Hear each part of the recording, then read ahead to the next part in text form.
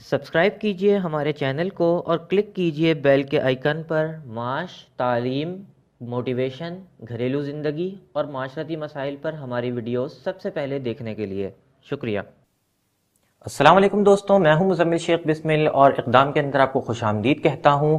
दोस्तों, आज कुछ बात करेंगे बिजनेस के हवाले से, लेकिन उससे पहले मैं आपको ये बताता चलूं कि अगर आपने अभी तक इक़दाम चैनल को सब्सक्राइब नहीं किया है तो इसको ज़रूर सब्सक्राइब कर लीजिए, क्योंकि इस तरीके की मुसलसल वीडियोस इस चैनल के ऊपर अपलोड होती रहती हैं। तो आइए शुरू करते हैं। दोस्तों, बिजनेस के हवाले से मेरा इनबॉक्स हर वक्त भरा रहता है। लोग फेसबुक के इनबॉक्स के अंदर और ईमेल के जरिए मुझे हजारों मरतबा ये पूछ रहे होते हैं कि क्या उन्हें अपना बिजनेस स्टार्ट करना चाहिए या नहीं चाहिए। बहुत अच्छा सवाल है और इसके ऊपर मैं काफी अरसे से सोच रहा था कि इसके ऊपर बाकायदा तफसीली तौर पर वीडियो की जाए। तो आज आपके सामने ये वीडियो हाजिर है और आज हम बात करेंगे मुख्तलिफ पहलुओं से कि बिजनेस किसको शुरू करना चाहिए, किसको नहीं शुरू करना चाहिए, और किसी को भी अगर बिजनेस शुरू करना है तो उससे पहले कौन कौन सी ऐसी चीजें हैं जिनका ख्याल रखना बहुत ज्यादा जरूरी होता है। तो दोस्तों, सबसे पहले बात करते हैं इस हवाले से कि अगर आप कोई बिजनेस शुरू करते हैं तो उसके फवायद क्या हो सकते हैं। सबसे पहले फवायद के ऊपर बात करते हैं तो सबसे पहला फायदा तो यह है कि आप अपने खुद के बॉस होते हैं और आपके ऊपर हुक्म चलाने वाला कोई भी नहीं होता। तो ये एक बहुत बड़ी बात होती है कि इंसान फ्रीडम महसूस करता है, इंसान एहसास आजादी के साथ काम कर रहा होता है।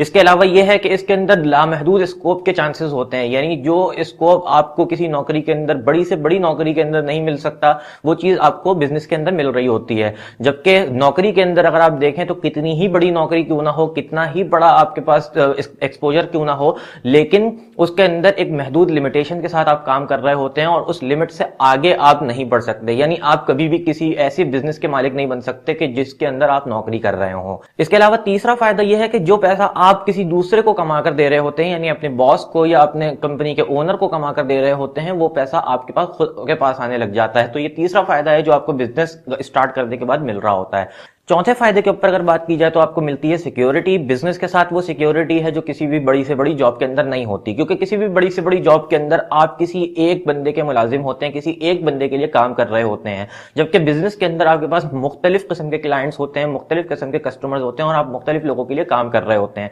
चुनाचे अगर आपके पास किसी एक बंदे की तरफ से कोई ना हो जाती है या किसी एक बंदे से कोई लड़ाई हो जाती है या उससे बनती नहीं है आपकी, तो आपके पास दूसरे बहुत सारे ऑप्शंस मौजूद होते हैं। जबकि अगर आप नौकरी की बात करें तो आपके पास सिर्फ और सिर्फ एक क्लाइंट होता है, आप उसी के लिए काम कर रहे होते हैं और वो होता है आपका बॉस। अगला फायदा यह है कि आप जो कुछ भी बना रहे होते हैं वो सिर्फ और सिर्फ आपका अपना होता है, उसके अंदर किसी की कोई शराकतदारी नहीं होती। जबकि नौकरी के अंदर आप कितनी भी मेहनत कर लें, पूरी जिंदगी अगर एक बिजनेस को अगर आप दे देते हैं नौकर की सूरत के अंदर, तो वो चीज आपकी कभी भी अपनी नहीं होती और वो हमेशा आपके मालिक की होती है, आपके बॉस की होती है या आपकी कंपनी के ओनर की होती है, और उसके अंदर आपकी कोई भी किसी भी किस्म की मिल्कियत नहीं होती है। इसके अलावा एक और फायदा यह है कि आपके पास ऑफिस पॉलिटिक्स से हर किस्म की आजादी होती है और आप बेहतर तरीके से, क्रिएटिव तरीके से अपने कामों को सरअंजाम दे सकते हैं और ये काम जल्दी होना शुरू हो जाते हैं। यानी आपके पास ऑफिस पॉलिटिक्स का या और दूसरी जेलेसीज का कोई भी ऐसा सोर्स नहीं होता जिसकी वजह से आपके कामों के अंदर हर्डल्स पैदा होना शुरू हो और आप मजीद तख्लीकी अंदाज के अंदर अपने कामों को सरअंजाम दे सकते हैं। बात की जाए बिजनेस के नुकसानात की तो आपको पता चलता है कि बहुत सारे नुकसानात भी हैं, यानी डिसएडवांटेजेस भी हैं, जो मुश्किलात हैं वो आपको फेस करना पड़ती हैं।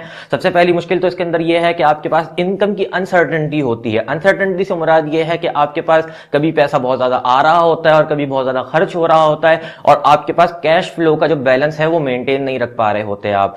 दूसरी डिसएडवांटेज ये भी होती है कि आपको सब कुछ खुद करना होता है, यानी मार्केटिंग से लेकर प्रोडक्ट मैनेजमेंट तक, आपको प्रोडक्ट की प्रोडक्शन से लेकर हर चीज तक सब कुछ खुद संभालना होता है। फाइनेंस के सारे शोबों को आपको खुद देखना होता है, टैक्सेस के मसाइल को आपने खुद देखना होता है, बाकी बहुत सारे ऐसे मसाइल हैं जो आपको खुद देखना पड़ता है। या आप अगर खुद नहीं कर रहे होते तो आपको ऐसे काबिल एतमाद बंदों को हायर करना होता है जो आपके लिए ये काम करके दें। इसके अलावा आपको ये भी मसला दरपेश होता है कि आपका हर दिन एक नया दिन होता है और हर दिन आपको नए सिरे से सोचना पड़ता है कि अब नए सिरे से क्या किया जाए। यानी अगर आप नौकरी कर रहे होते हैं तो आपको पता होता है कि आज मेरे बॉस ने मुझे ये काम दिया और मुझे बस ये वाला काम निपटाना है, लेकिन बॉस या फिर जो ओनर है उसका जो आइडिया होता है वो खुद उसका अपना होता है और उसको खुद फैसला करना होता है कि मुझे क्या करना है। तो आपको ये वाली मुश्किल भी दरपेश आती रहेगी। इसके अलावा सबसे अहम और सबसे मुश्किल बात जो होती है वो ये होती है कि किसी भी बिजनेस के अंदर आपको 24 घंटे देने होते हैं, यानी 24 घंटे एंगेजमेंट टाइम होता है किसी भी बिजनेस का। अगर आप नौकरी करते हैं तो 9 to 5 जॉब के अंदर आप चंद घंटे दे रहे होते हैं और किसी खास डिक्टेशन के ऊपर चल रहे होते हैं, वो काम आप निपटा रहे होते हैं और उसके बाद टेंशन फ्री होते हैं। जबकि अगर बिजनेस की बात की जाए तो बिजनेस के अंदर आपको हर चीज नए सिरे से सोचनी होती है और इसके लिए पूरे के पूरे 24 घंटे दरकार होते हैं। आपको हर वक्त सोचना पड़ता है कि किस तरीके से आप अपने बिजनेस को लेकर चलते रहेंगे और आगे बढ़ते रहेंगे। जहां पर आप सोचना बंद कर देते हैं वहीं से आपके बिजनेस का जवाल शुरू हो जाता है, आपके बिजनेस का डाउनफॉल शुरू हो जाता है। तो बिजनेस एक 24 आवर जॉब है। अगर आप अपना बिजनेस ओन करते हैं और आप अपने बिजनेस के ओनर हैं तो आपको हर वक्त ये समझना पड़ता है कि मुझे किस तरीके से अपने बिजनेस को बेहतर बनाना होगा और इसके लिए आपको 24 घंटे की लगातार मेहनत दरकार होती है, तब जाकर एक अच्छा बिजनेस बन पाता है और रन हो पाता है। अब बात कर लेते हैं कुछ तजर्बे की। तो तजर्बे के हवाले से ये बात आपके जहन में होनी चाहिए कि बिजनेस के लिए कोई भी पुराना तजर्बा जरूरी नहीं होता।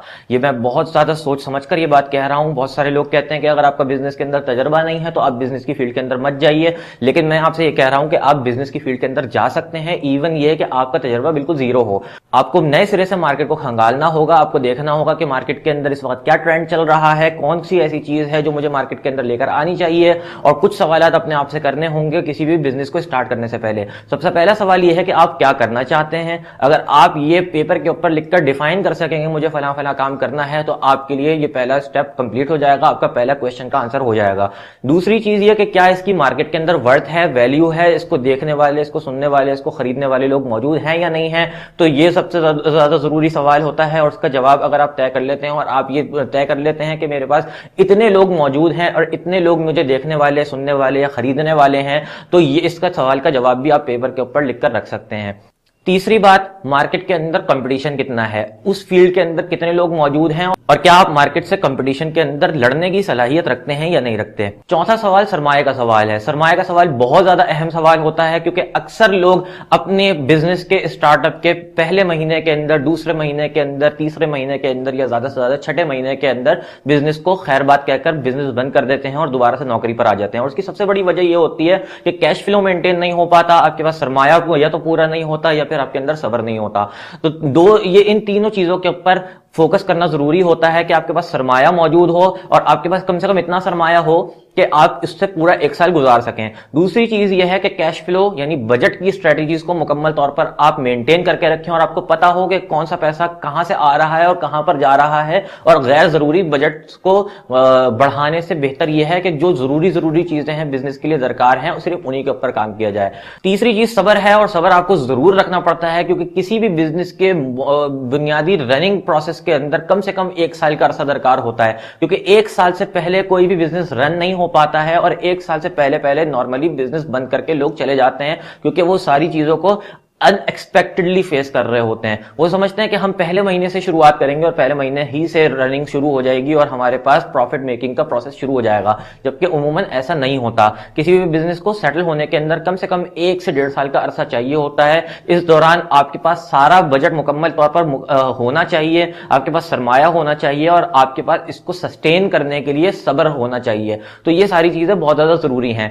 अगर आपके पास ये सारी चीजें हैं तो आप बुनियादी तौर पर एक बिजनेस करने के लिए तैयार हैं और आप अब मार्केट के अंदर आने के लिए तैयार हैं। और चूंकि अब आप मार्केट के अंदर आने के लिए तैयार हैं तो आप बाकायदा अपना बिजनेस स्टार्ट कर सकते हैं। तो अल्लाह का नाम लेकर शुरुआत कीजिए और उसके बाद जो तजर्बेकार लोग हैं उनसे मशावरत के अंदर रहिए, कंसल्टेंसी लेते रहिए ताकि आपको किसी भी मरहले के ऊपर किसी मुश्किल का अगर सामना हो तो उसको बआसानी सॉल्व किया जा सके। तो उम्मीद करता हूं दोस्तों आपको ये वीडियो पसंद आई होगी। अगर ये वीडियो आपको पसंद आई है तो जरूर लाइक कीजिए, इसको सब्सक्राइब कीजिए हमारे चैनल को और इस वीडियो को जरूर शेयर कीजिए। बहुत शुक्रिया।